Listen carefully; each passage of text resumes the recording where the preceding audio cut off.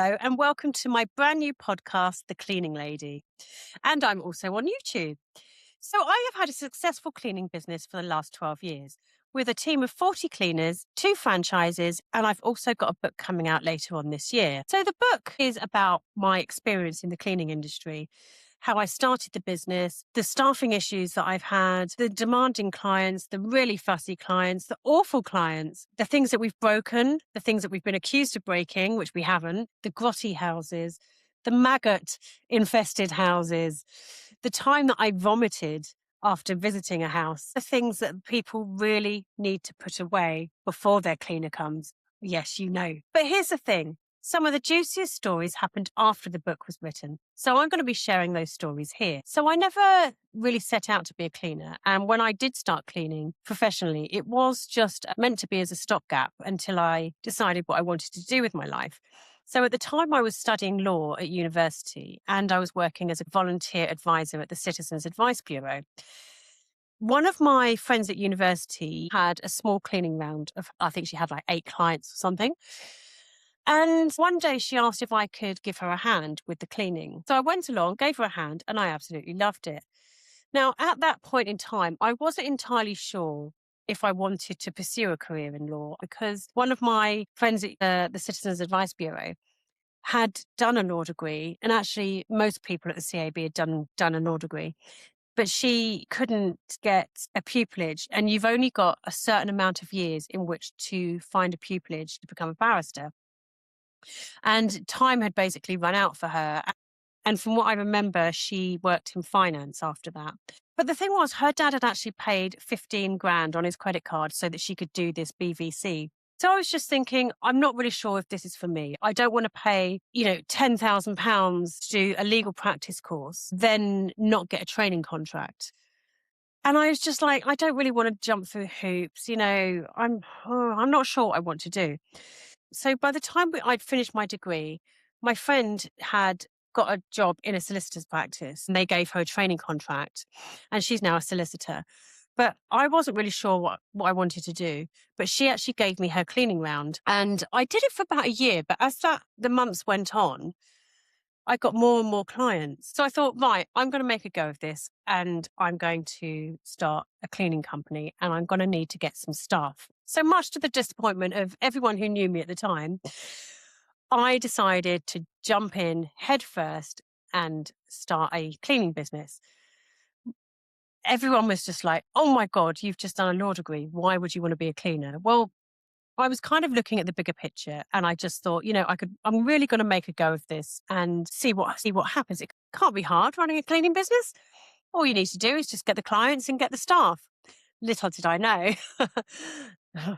Little did I know. Anyways, so I had a big end of tenancy clean coming up. Now, this house was enormous. If you think in the street, all the houses had all been converted into flats. So this was one of the few houses left on this street.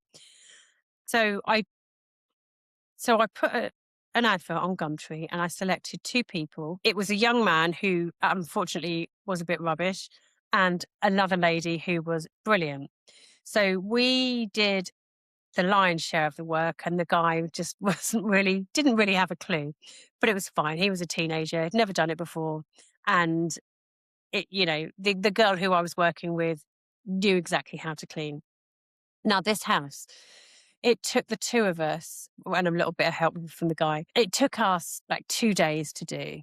I still had to go back on the 3rd day just to go over a couple of bits that we didn't have time for.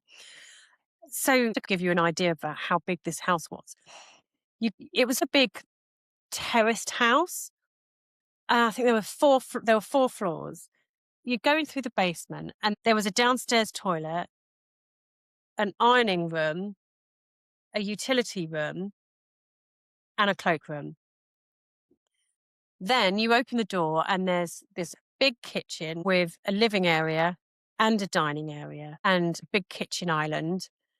And then you went upstairs to the first floor, or I should say the ground floor really. And there were 3 reception rooms and a toilet. And then the next floor, there were 3 bedrooms and 2 bathrooms. One of them was an ensuite. And then on the floor up from there was just one big bedroom. Like, if you imagine that these houses on the street are all flats, this whole floor was just a bedroom with a bathroom and a dressing room. It was just massive, massive. And then the top floor was an attic room, which was quite small, and it had its ensuite as well, and just another separate door for the loft space. So it was a really big house, but I was lucky because I struck gold with the girl that I worked with, because she was just amazing. It was all of a sudden, like overnight, I'd become, I'd gone from a self-employed cleaner to an employer. And it was really scary, but exciting at the same time, because it's one of the hardest things about running a cleaning business is getting really good staff, like reliable staff. And I've written a whole chapter on that, and I'm going to be sharing all of that with you in another episode. It's funny because before I actually took on anybody, or even thought about taking on anybody, I was going past a cleaning company, and there were a load of cleaners, and they all had their uniforms on, and they were taking their Henrys to their car, and they were all smoking and swearing and shouting. Not really the sort of person that you'd really want in your house. And I was just like, from that day, I was just like, if I ever get to the point where I take on anybody, then I'm going to be really choosy. So as I say, that has been the most difficult part of running a cleaning business. It's not getting clients, it's about getting the right staff. And I've had all sorts of experiences, which I'll share with you another time. Until then, thank you for listening to my very first podcast, just a short introductory podcast this time. Next week, I'll be talking about the time that I visited a house that was so disgusting that I actually vomited in the street afterwards.